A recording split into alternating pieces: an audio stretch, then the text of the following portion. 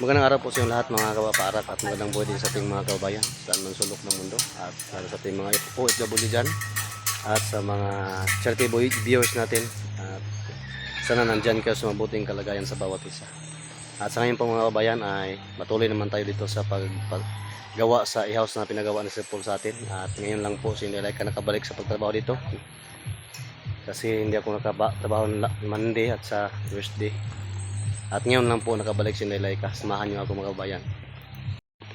At sa mga kabayan ay i-backlas ko na yung mga strapple. At ang kulang natin ito ay yung lagyanan po ng gutter at sa kabubong at mag-order na tayo.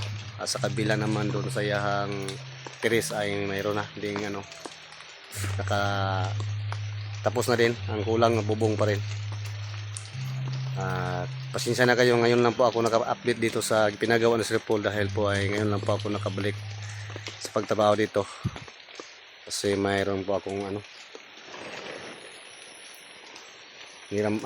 sa katawan yung ibilag ko dati nga mayroon mayroong pula-pula sa katawan ko at Makati at yun ang dahilan po nga naglagnat ako at saka hindi ako nakapasok dito at sa ngayong araw pa ako nakabalik dito kasama ko pa rin sila at dito tapos ng pile, tambak na lang kulang at mag-order tayo ng materials para dito sahig at saka yung mga tubo lang kulang kasi sabi ni Sir Paul ay cladding na daw ang bumbong dito ay dingding at finalize na po cladding. Akala ko ay pile pasaka at hollow block ay hindi pala, cladding pala ang na-desisyonan Sir Paul ng ating i-dingding dito at sa ngayon ay mag-estimate na po tayo para po maka-order na tayo ng mga materials para dito at saka ng bubong. Ito sa side nga ito na kurmang-kurma na po mga kaparak at ngayong araw ay maulan na araw ngayon at nabuti na lang ay hapon na ang ulan. Ito na design dito. Bukas ay hindi naman po ako makatrabaho dito kasi mayroon importanteng lakad si Nelaika bukas. Sila naman po papamimils ang makapatuloy dito sa paggawa po mga kaparak. Ito na pong likod.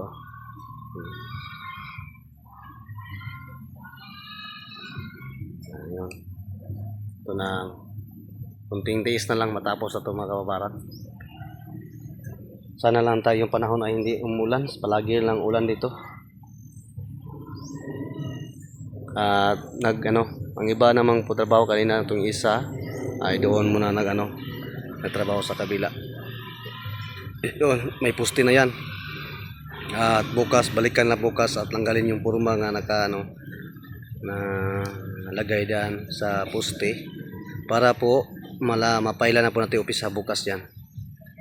At si Papa Mimil sa man dito mag-asimbol po ng pasya para lagyan ng gutter para sa Monday pag trabaho ako ay makabit ko na yung pasya board sa taas para lagyan natin ng gutter. At kunting tiis na lang mga kaparak. At ngayon po mga kabayan ay at hapon na po at ulan na po ay time na po kami kasi 4 PM na kami, hapit 5 PM na yata. At yun ang update dito mga kababayan. At kasi tagal-tagal din si Nelaika dito katabaho balik at ito na malapit na tayong matapos at mag-estimate na ako sa materials. At marami pa ng salamat, magpasalamat ako ulit sa mga taong patuloy po nagsuporta sa akin, sa ating mga kababayan nga walang sawa ng suporta kay Nelaika. Thank you so much sa inyong patuloy po nga pagsuporta sa akin. Pasalamatan ko din ulit yung mga sponsor ko po para sa dream house ko po. Thank you so much sa inyong lahat, sa inyong mabuting puso po na nagtulong sa akin para matayo ko po yung dream house ko. At pasensya na kayo mga kababayan nga wala na akong update sa akong dream house kasi yung ko muna itong ipatrabaho ni Sir Paul sa akin. Yun ang dahilan kasi marami na po nagtatanong sa akin nga wala na akong update sa bahay ko o ano nang nangyari o natapos na ba o hindi pa ba natapos. Pero huwag kayong mag-alala mga kababayan kasi pag matapos na to at patuloy ko na yung dream house ko. Ang dream house ko po, mayroon na po tayong naiwan na materialist para doon sa dream house ko. Hindi ko lang nakabit. Hindi ko pa napatuloy sa paggawa. Kaya dito ako. Nagani dito, natagal-tagalan to kasi hindi ako araw-araw magtrabaho dito. At alam naman ninyo nga, mayroon daw akong ibang ginagawa trabaho. At ngayong semana, week na to, ngayon lang po ako nakapasok ulit. Kasi yung mayroon naging masamang pakiramdam si Renday Laika. At sa awa po ng Panginoon at nabuti naman ngayon at ibinigyan niya ako ulit ng lakas para po makapatuloy po ako dito sa pinagawa ni Sir Paul kasi wala na akong update dito. Wala na akong vlog para dito sa bahay ni Sir Paul kasi hindi ako nakatrabaho. At yung may kulis lang yata to. Nakakuan dito, pumunta ko dito pero hindi kaya ng katawan ko. Hindi muna ako nagtrabaho baka mabinat. Video lang ko sa kanila pero kunti lang kasi umuwi ako sa bahay kaya nagpahinga. At ngayon lang po ako nakabalik sa pagtrabaho. At ito muna mga kabayan mo. Ito lang ang update dito. Malapit na tayong matapos nito at bubong na lang kulang nito. At sa ngayon, mag-estimate ako sa materials para dito para maibigay ko na kang Sir Paul para mabili na po niya yung materials.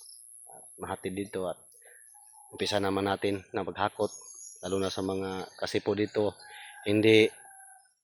medyo malayo po to sa kasada yung natayuan sa ihaw si Sir Paul dito medyo may kunting layo din at kailangan pa siya ng maghakot katulad ng mga buhangin, simento, tubo at medyo matagal-tagalan tayo kasi medyo malayo. Hindi katulad sa dati ay yung mga ibang manggawa ng bahay nga pagdating sa materials ay yun na mapasok ang sakyanan. Ang dito hindi mapasok sakyan kasi walang daan. Doon